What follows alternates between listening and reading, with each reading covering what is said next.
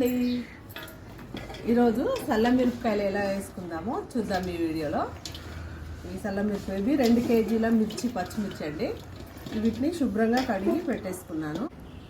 అయితే నేను ఈ తొడిమెలన్నీ తీసేస్తా, ఎందుకు వేస్ట్, మనం తినం కదా అని చెప్పేసి ఈ తొడిమెలతో పెట్టాను. ఈ తొడిమెలన్నీ తీసేసి తర్వాత కట్ చేసి చల్ల మిరపకాయలు వేస్తా. చల్ల ఎంత వేస్తా ఏంటి అని అవి కూడా చెప్పేస్తా. ఇప్పుడు ముందుగా ఈ తొడిమెలన్నీ తీసేసుకొని అన్ని తొడిమెలు తీసుకున్న మిర్చి అండి. ఇప్పుడు వీటిని గింజలు తీయను కాబట్టి కొంచెం కాటు పెట్టేసుకొని అందులో వేసేసుకుంటా. మధ్యలో ఎక్కడైనా పెట్టేస్తా ఇట్లా.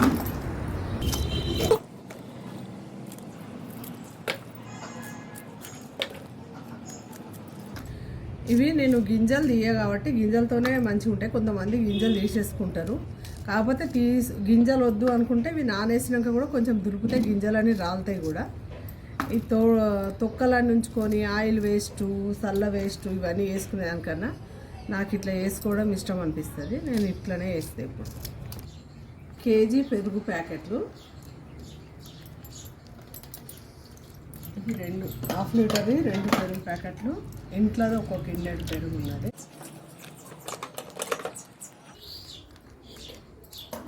తింటావా సహస్ర? తింటావా? తింటా. ఒక 1/4 కిలో ఉప్పు వేస్తున్నా, గల్లుప్పు. మొత్తం ఒక కేజీ పెరుగు అవుతుంది.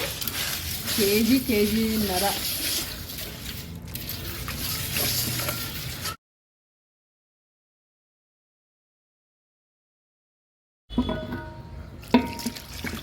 ఇంట్లో తయారు చేసిన నెయ్యి చల్ల.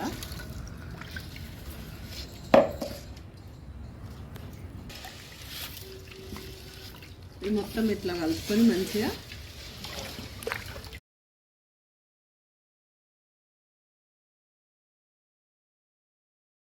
ఇది కొద్దిగా జీలకర్ర పొడి,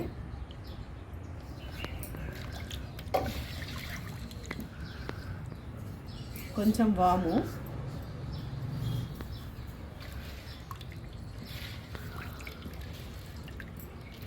మంచిగా కలుపుకొని ఇప్పుడు మిరపకాయలు వేసేసుకుందాం. ఇలా ఇప్పుడు అన్నీ కట్ చేసిన మిరపకాయలు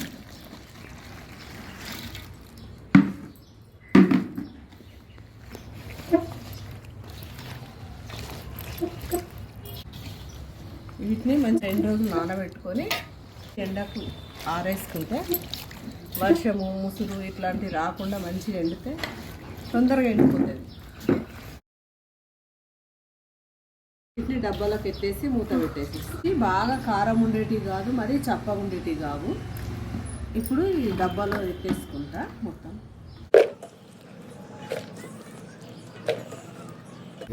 ఆగుతా ఒకటి. ఇలా మొత్తం అనేసుకొని మూత పెట్టేసుకొని 2 రోజుల తర్వాత వీటిని ఎండేసుకోవాలి. ఎక్కువ వాటర్ పోసుకోవద్దు, చల్ల ఉన్నది కాబట్టి పోసినా, లేకపోతే మొత్తం పెరుగులో వేసేస్తుంది. 2 డేస్ తర్వాత చల్ల మిరపకాయలు ఏ విధంగా ఉన్నాయో చూద్దాం. ఒకసారి కలుపుకొని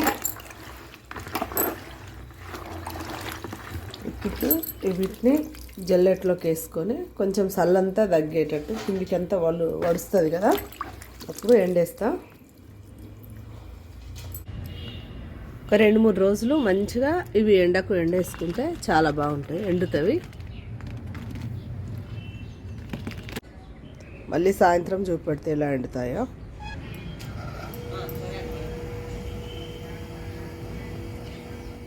చూడండి, మొత్తం మిరపకాయలు ఎండిపోయినవి. గ్రీన్ కలర్ నుండి క్రీమ్ కలర్కి చంద్రముఖిలాగా మారిన చల్ల మిరపకాయలు ఎలా మారినాయో ఇప్పుడు అవి ఆయిల్లో గోలిచ్చి చూపండి. ఆయిల్ వేడెక్కినాక మిరపకాయలు వేసుకొని చూడండి ఎంత బాగా వేగుతున్నాయో, ఎంత మంచిగా వెండినాయి, కలర్ ఎంత మంచిగా వచ్చినాయి.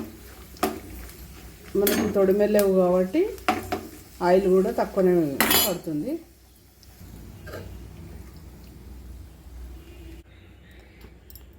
ఎలా వేగినాయో చూడండి. ఇలా కట్ చేసుకుంటే మనకు గింజలు కూడా రాలిపోతుంటాయి. గింజలు వద్దన్న వాళ్ళకి. అయిపోయినాయండి చల్ల మిరపకాయలు. ఇవి నేనైతే ఉట్టి అన్నంలో కూడా తింటా, చాలా టేస్టీగా.